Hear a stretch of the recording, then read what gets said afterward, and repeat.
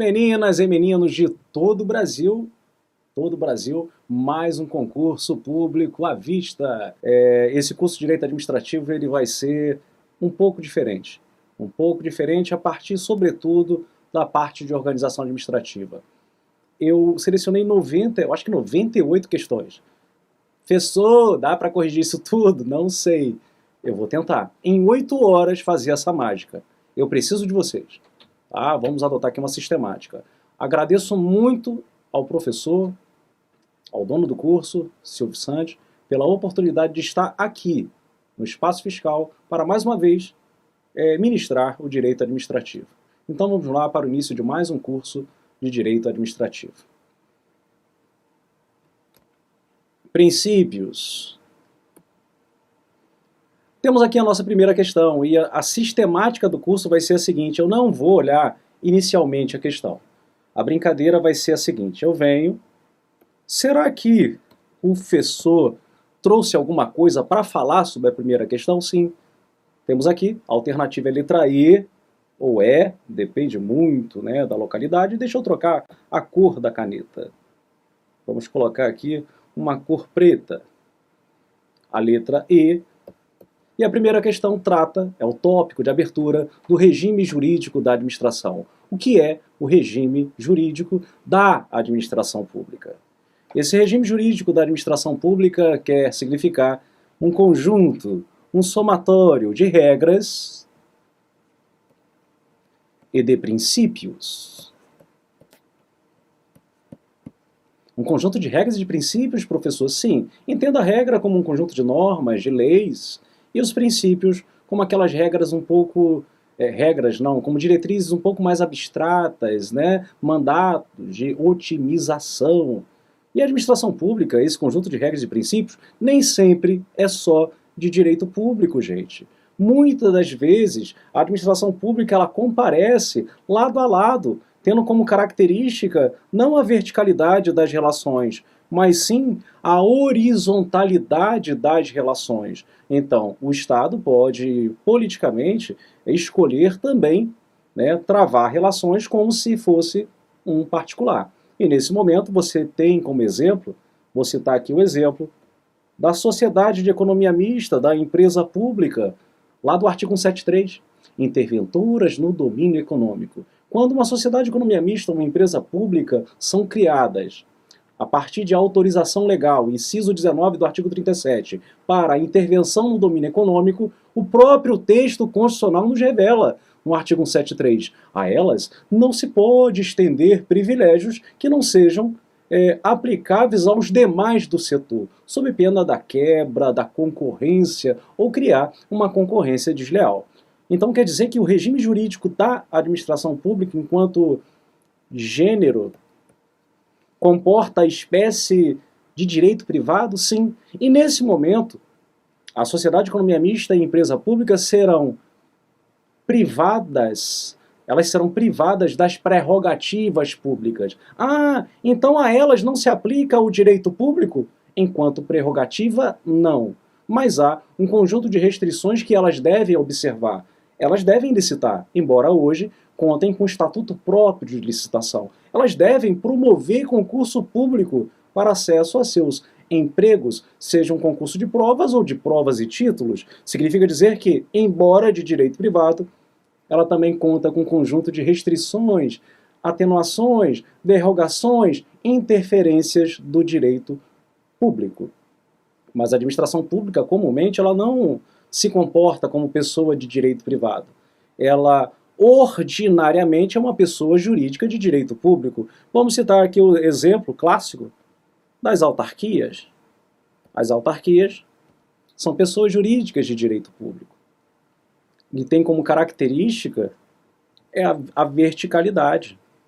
A verticalidade, unilateralidade, poder extroverso, imperatividade. Eu mando e você obedece, independentemente de sua concordância, de sua anuência, de sua aquiescência.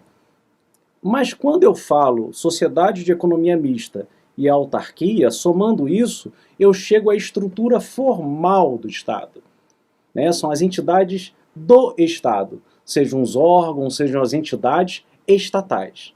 Pelo regime de direito privado ou regime de direito público, isso é uma opção constitucional. Mas também há quem faz às vezes da administração e não faz parte da estrutura formal. É possível alguém fazer às vezes do Estado e ser regido, inclusive, também pelo direito público, contando com prerrogativas, com regime jurídico exorbitante do comum? Sim, vamos citar aqui o exemplo de nossas concessionárias. Então a concessionária ela pode seguir um regime de direito público exorbitante do comum, apesar de não fazer parte da estrutura formal do Estado. Agora eu quero fazer o seguinte, diante desse panorama, será que a resposta realmente é a letra E? Vamos lá voltar, alternando programas, vamos lá na letra E. Público, no que se refere ao exercício de suas funções típicas, veja o exemplo das funções desempenhadas pelas autarquias. E prestação de serviços públicos, veja o exemplo dos serviços prestados, executados, não tem titularidade, por concessionárias, o que não se aplica à atividade fim de uma sociedade de economia mista, afinal, estão sujeitas ao regime de direito privado. E por que a banca... Opa, perdão, calma aí. Aciona a canetinha. Por que a banca escreve aqui atividade fim? Professor, eu entendi. É porque uma sociedade de economia mista, ela, por exemplo, realiza concurso público. Uma sociedade de economia mista, por exemplo, ela realiza licitação. Ora, o que é concurso público? O que é licitação? Atividade finalística da ESM? Não. Atividade meio. Atividade meio, inclusive, que é marcada pelo direito público. Isso aqui, gente, não é ato empresarial. Isso aqui é um ato administrativo praticado por uma sociedade de economia mista, embora cercada predominantemente por normas de direito privado.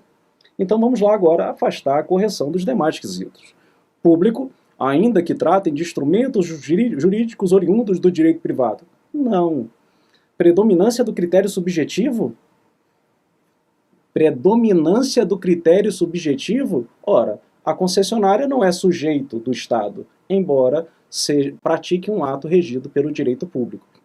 Então não é o critério subjetivo. Privado, quando se tratar de atividade de intervenção ou delegação de serviço público, não. A delegação de serviço público segue um regime de direito público. Eu costumo dizer até que é um regime híbrido. Normas de direito público e a concessionária pode também ter normas de direito privado. Público, tanto quanto o direito privado, pelo critério da prevalência, independentemente do objeto, não. Porque é exatamente o objeto que eu vou levar em consideração. Porque se ela é interventora no domínio econômico, sua atividade finalística, direito privado. Se ela é prestadora de serviços públicos, ainda que uma concessionária, não é sujeito do Estado, direito público. Privado, quando uma das partes foi empresa estatal, e público, quando se tratar de autarquia e fundação. Não sei, vai que é uma empresa estatal prestadora de serviço público, como é o caso da empresa de Correios e Telégrafos. Então a resposta confirmada E. Vamos à questão de número 2. Bom, a questão de número 2, mais uma vez, vem cá. Será que tem alguma coisa lá que o professor vai acrescentar em termos de lembrança do direito administrativo? Vamos alternar a telinha, programa. Vamos ver. Tem sim. O professor vai acrescentar alguma coisa e a resposta foi letra B. Então, se você marcou a letra B, corre para o abraço. Se você errou, um pouco mais de atenção à questão. Quando a gente fala em regime jurídico da administração, eu falei que é gênero. Ora direito privado, ora direito público. E surge a figura regime jurídico administrativo, enquanto conjunto de regras e de princípios de direito público. De direito público. Esse regime jurídico administrativo é um conjunto de princípios, tem legalidade, impessoalidade, moralidade, publicidade, eficiência, proporcionalidade, razoabilidade, motivação, segurança jurídica, interesse público e vai, né? Tem mais princípio do que norma constitucional. E esse regime ele é sustentado por dois grandes princípios. Então há dois princípios informadores que colaboram para a sustentação do regime jurídico administrativo. Quais são?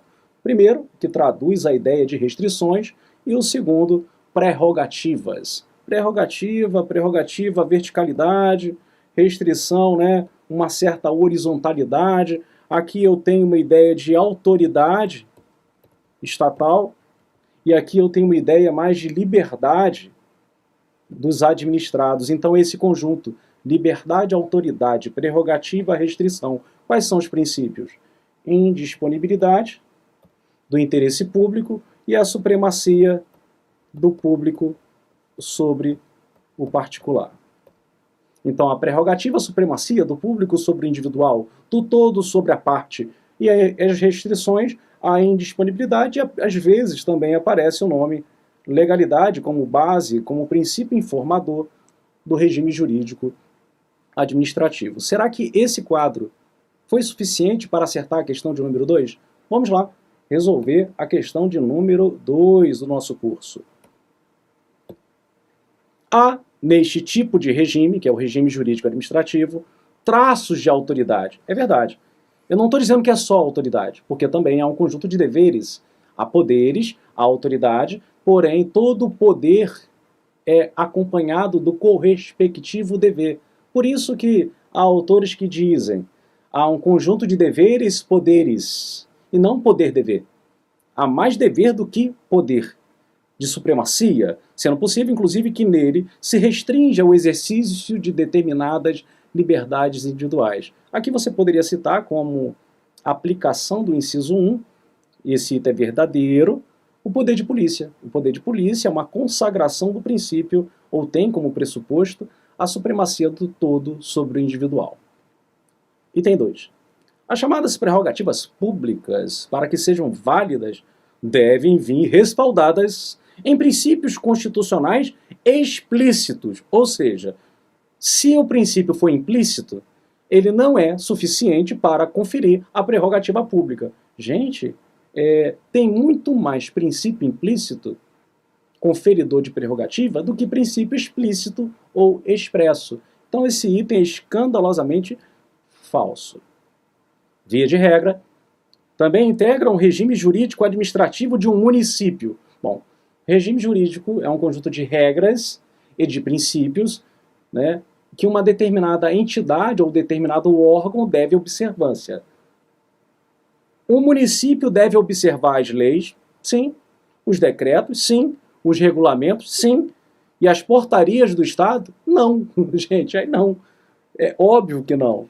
O município, o município é entidade política, tal qual o Estado, tal qual a União ou mesmo o Distrito Federal, detendo capacidade de autoadministração, não precisando acompanhar decretos, regulamentos do Estado. Não há uma hierarquia, não há uma submissão, não há uma subordinação do município ao Estado. Então esse item está falso. Item 4. É tendência da maioria da doutrina. Tendência. Não mais falar em restrições ou sujeições. Preciso continuar? Gente, não é uma tendência da maioria, tá? Existe uma tendência, mas ainda não é a maioria. E pelo que vimos, o regime jurídico administrativo é sim sustentado ou informado por dois grandes princípios, vetores, regras, que dentre elas não há hierarquia formal ou material. Esse item está falso, portanto, apenas o item 1 é verdadeiro e assim confirmamos o nosso sisteminha. Vamos lá, questão de número 3. Ô, professor, a batida do curso vai ser essa até o final? Vai ser assim, né? Por quê? Porque é assim que eu acredito que a gente vai conseguir ser aprovado nesse concurso. Resolvendo o maior número de questões possível. Vamos à questão 3. Vem cá, a questão 3 tem alguma coisa, professor? Lá, deixa eu ver. Eu acho que não, gente. Eu acho que nessa questão 3 é só um comentário rápido. Acredito que não. E tem. A questão 3 tem. A resposta é a letra B. Eu quero falar para vocês de administração negociada. Administração negociada, nunca ouvi falar. Ouviu sim. a chamada administração consensual. Eu nunca ouvi falar. Ouviu sim, o chamado princípio da consensualidade. Princípio da consensualidade. Então o que acontece? A maior parte da literatura ainda defende a existência das prerrogativas, da supremacia, porém existe uma tendência minoritária, minoritária por parte da literatura que diz que a supremacia do interesse público está em crise. Está em crise. Não é poder de império do Estado, unilateralidade. O Estado não pode impor suas ordens, não pode agir de forma coercitiva, deve buscar uma administração negociada, consensual, princípio da consensualidade.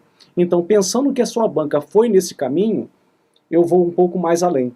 Eu vou trazer aqui exatamente qual é o princípio que parte dessa literatura utiliza para defender que a supremacia está em crise. É o princípio da administração negociada, consensual, consensualidade. Vamos citar aqui algumas aplicações? Eu vou citar a primeira aplicação do parágrafo 8º do artigo 37. Vou citar aqui a Lei 9637 de 98. Espera aí, o que tem aqui? A celebração de contratos de gestão. Ou seja, a administração não obriga entidades privadas sem fins lucrativos. A partir de agora, vocês estão obrigadas a celebrar contratos de gestão. Não, existe uma negociação entre a administração e uma organização social, entre os órgãos da administração, conforme o artigo 8º, parágrafo 8º do artigo 37. Vamos falar aqui da arbitragem. Arbitragem? A arbitragem não é o uso da supremacia do interesse público sobre o particular, não. O que é arbitragem? E ela pode ser aplicada no interior da administração pública? Fessor, pode. A arbitragem é a forma de decidir, resolver um litígio no foro extrajudicial, uma forma muito mais dinâmica, muito mais célere, né? Mas a administração pública só pode fazer isso porque a lei permite. A lei permitiu que a administração pública possa travar, resolver seus litígios no foro extrajudicial, seja por um árbitro, seja por um tribunal arbitral. Em qualquer caso, professor, não. Essa consensualidade adotada na arbitragem, na mediação, na conciliação, o chamado sistema multiportas, só ocorre para direitos patrimoniais disponíveis. Vocês já ouviram falar, com certeza, do TAC, o termo de ajustamento de conduta que o Ministério Público faz com as entidades, muitas delas, por vezes, descumpridoras, infringidoras das regras ambientais. É formado um TAC. Um TAC. Ou seja, vou citar aqui a Lei 13.019, expressamente citada no edital de vocês. Essa lei, ela traz o estatuto, ou trata do estatuto das parcerias, regime das parcerias. Significa dizer que parece realmente ser uma tendência moderna que a supremacia do interesse público sobre o particular está em crise. Não é em crise, gente, porque existem vários traços ainda de autoridade e se fazem necessários esses traços. Mas a administração pública deve buscar hoje ser muito mais consensual, muito mais negociada do que tentar impor o particular uma determinada conduta. Fomentá-lo a adotar de forma voluntária aquela conduta. Perfeito?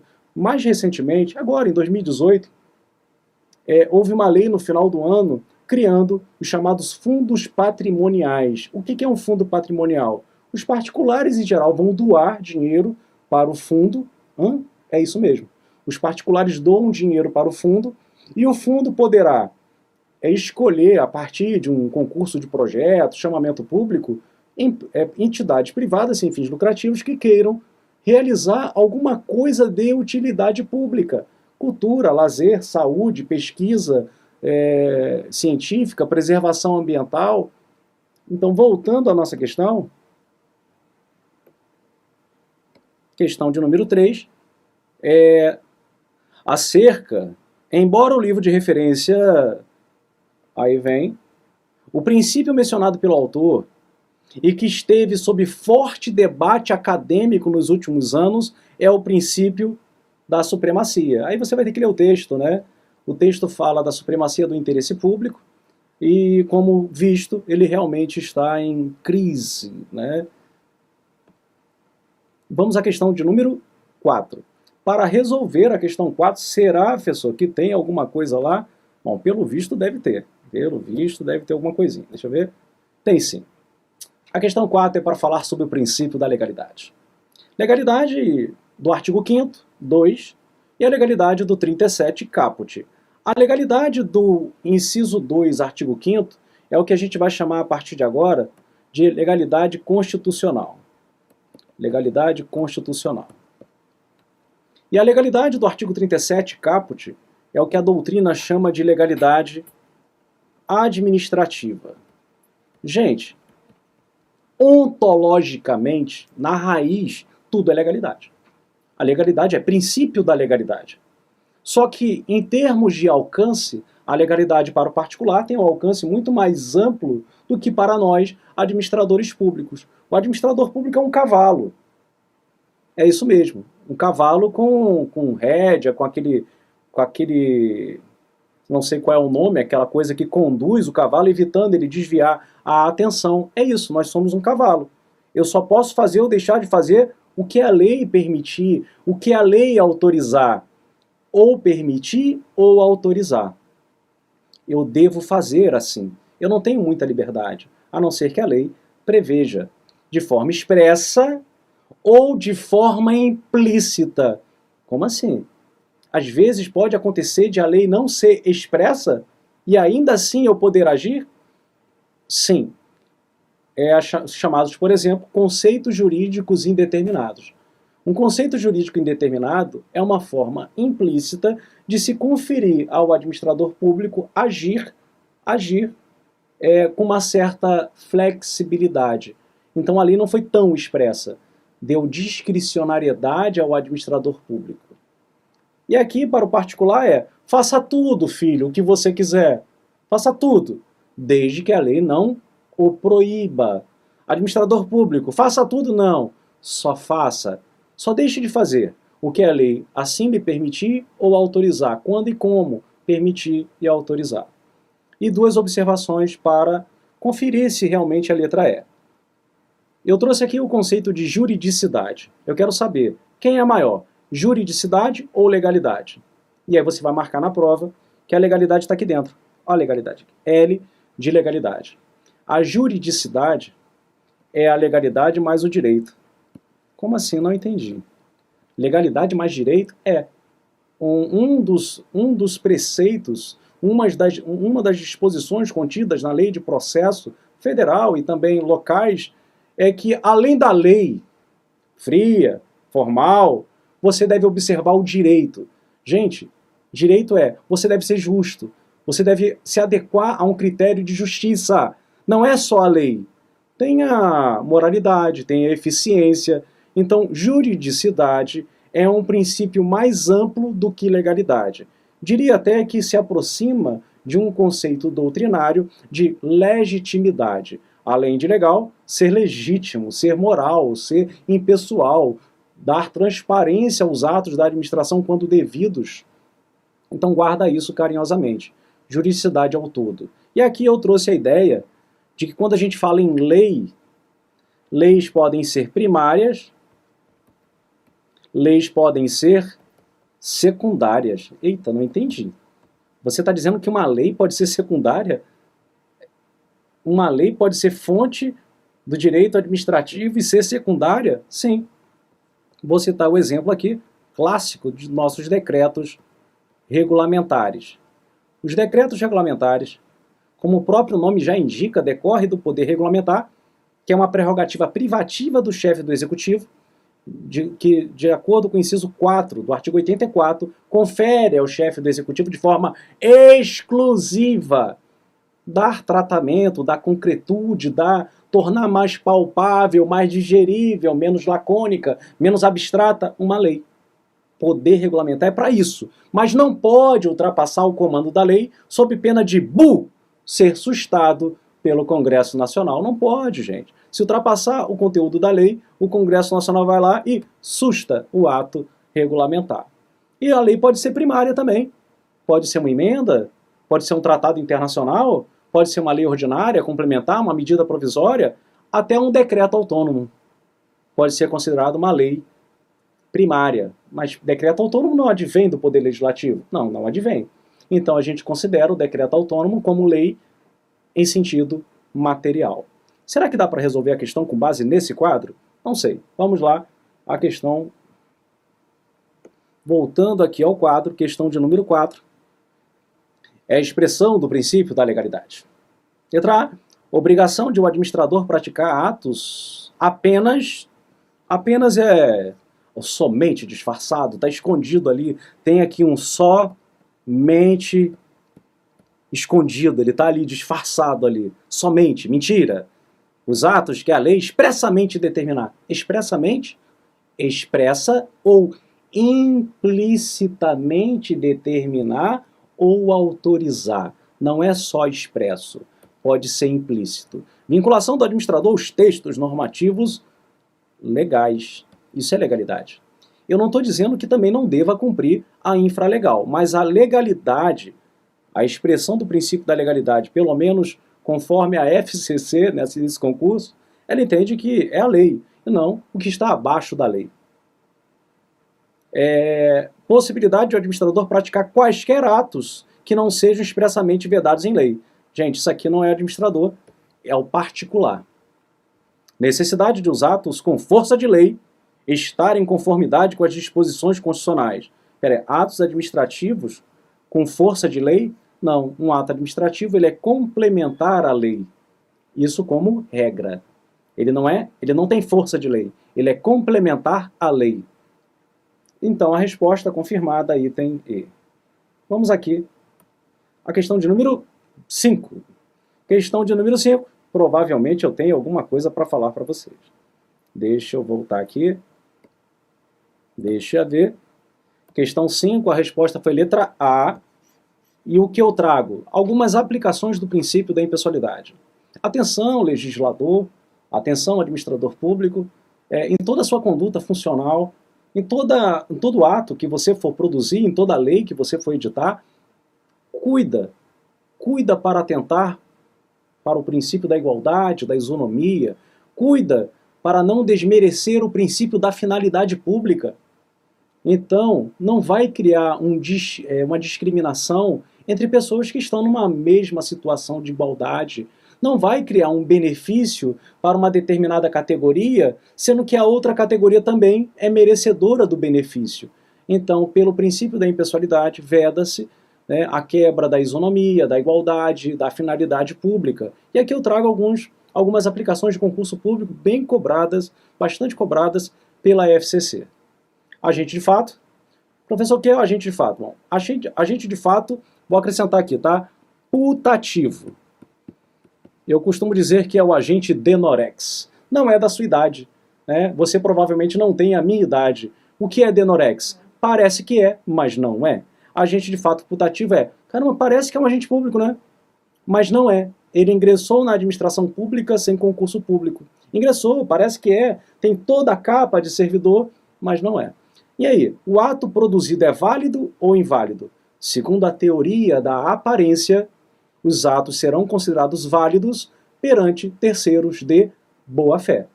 Aplicação da impessoalidade, teoria do órgão ou da imputação volitiva. Concurso público, faceta da isonomia. Precatórios, observar a ordem cronológica de apresentação. Regras de impedimento e de suspeição. Aplicação da impessoalidade. Imagina você ter que julgar num processo administrativo sua sogra. Bom, eu não sei, né? Culpada. Tadinha, né? A mãe tá aqui perto de mim e fazer. Não, é culpado. Não, gente. De repente você ama a sua sogra e vai falar assim, não, minha sogra é uma santa. A santa morreu tem 3 anos. Morreu tem 3 anos, está no céu, né? Está lá no céu junto de Deus, Jesus, os anjos. A santa, a melhor mulher do mundo. Agora, realmente, julgar um irmão, julgar a mãe, isso quebra a impessoalidade. Então você se afasta. Vedação à promoção a pessoal, você vai encontrar aqui isso no parágrafo 1º do artigo 37, é uma faceta finalidade pública. Vamos fechar esse módulo, fechar essa questão? Vamos lá, a questão de número 5. Só para fechar o módulo. É princípio orientador das atividades desenvolvidas pela administração, seja pela administração indireta, sob pena de irresignação judicial, controle judicial. A impessoalidade, tanto na admissão de pessoal, que é o princípio da isonomia, sujeita à exigência de prévio concurso público, de provas ou títulos, quanto prestação de serviços em geral pela administração, vedado qualquer direcionamento. Resposta, letra A. Qual o erro da B?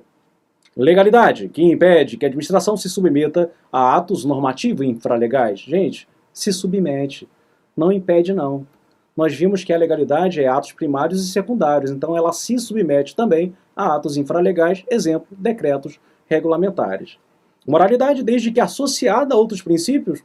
Não, gente. A moralidade é um princípio autônomo. Como assim? Não entendi. A gente vai falar isso um pouco mais à frente, da súmula vinculante 13. Guarda aí. Eficiência que impede a contratação direta? Preciso continuar? Não. A eficiência não impede a contratação direta. Ao contrário, muitas das vezes a contratação direta é um atendimento do princípio da eficiência. Uma contratação emergencial, você vai celebrar uma concorrência, ficar 1 ano e a população morrer, isso não é nada eficiente. Publicidade, que exige a publicação em diário oficial da íntegra dos atos e contratos, meu Deus. Gente, não é da íntegra. Aqui nós temos o resumo e pode aparecer na prova também o extrato. Perfeito? E assim fechamos nosso primeiro bloco de nossa primeira aula